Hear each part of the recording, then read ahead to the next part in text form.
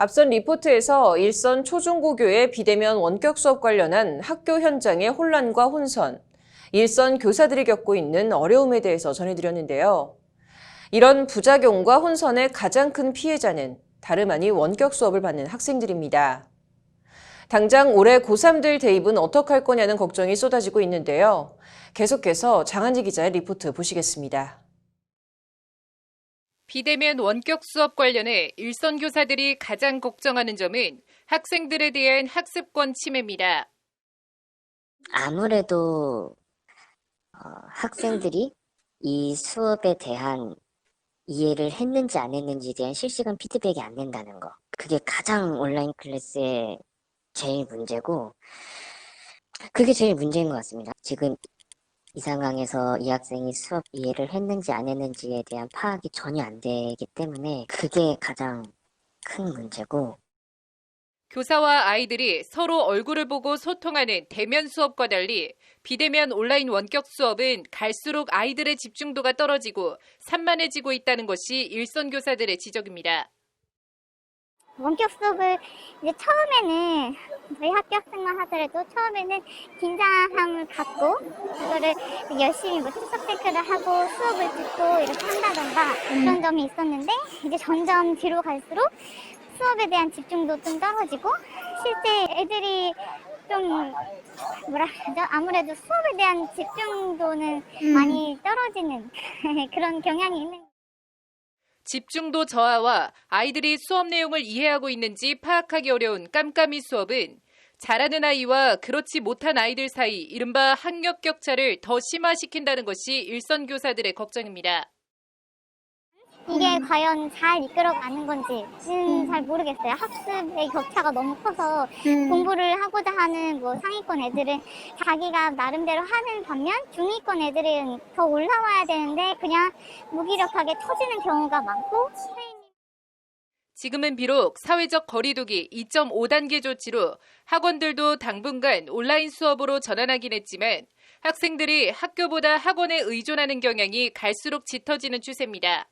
이런 현실이 교사들도 당황스럽지만 딱히 뾰족한 해결책이 없다는 게 교사들을 더 답답하게 만들고 있습니다.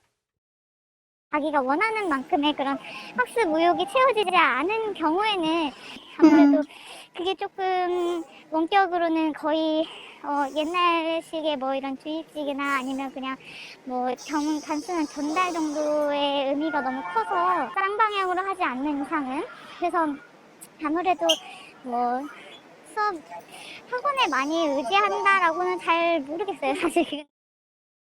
이런 부작용을 해소하기 위해 교육부도 실시간 쌍방향 원격 수업을 권고하곤 있지만 코로나19라는 미중유의 사태로 워낙 창졸 간의 온라인 수업을 덜컥 시작해버려 현실적으로 어려운 점이 많습니다.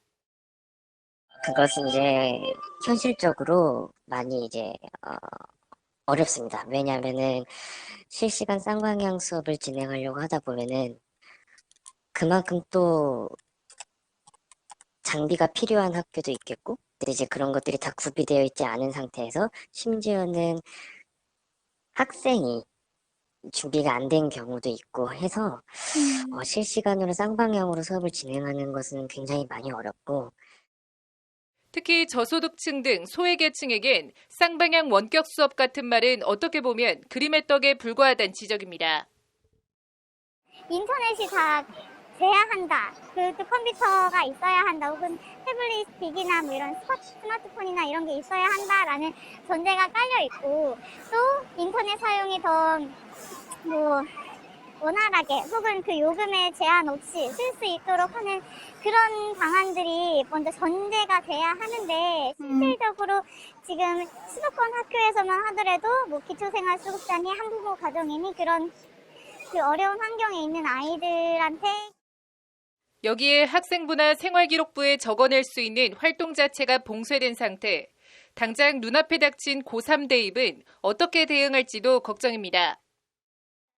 대입 제도가 이렇게 뭐 변하지도 않았고 수능 일정도 저희가 온라인 수업을 한 달 가량 뭐 계약을 온라인 계약 4월 9일부터 하긴 했는데 그 한 달여간의 공백을 수능 뭐 한 2주 정도 미룬 걸로 다 보상이 될 수 있을까. 그래서 지금도 애들이 좀 혼란스러운데 아무래도 지금 교장 같은 경우에는 입시에 있어서 재수생들한테 절대 불리할 것 같긴 하고.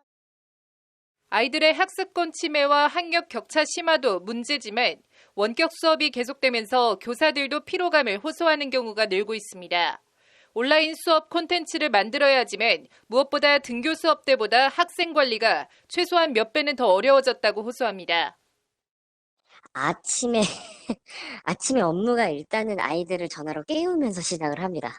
이 아이가 일어났는지 안 일어났는지를 체크를 하고, 그 다음에 그날 들어야 될 강의에 대해서 이제 공지를 해주시고, 하지만 또 안 듣는 학생들이 발생을 하죠. 그러면 안 듣는 학생들을 또 이제 계속 실시간을 확인해서 들어라 계속 전화하는. 사정이 이렇다 보니 학교는 콜센터, 교사들은 콜센터 직원이 된 것 같다는 자족까지 나오는 실정입니다. 주로 이제 아이들과 그렇게 시간을 보냅니다. 뭐 콜센터가 맞는 것 같네요. 네. 네. 주로 안 받죠. 근데 애들이 안 받으면은 이제 학부모한테까지 전화를 하죠. 아이가 연락이 안 되는데 오늘까지 이 강의를 들어야 하니 지도 부탁드립니다. 학부모랑 통화하는 경우도 많고 그렇습니다. 콜센터입니다.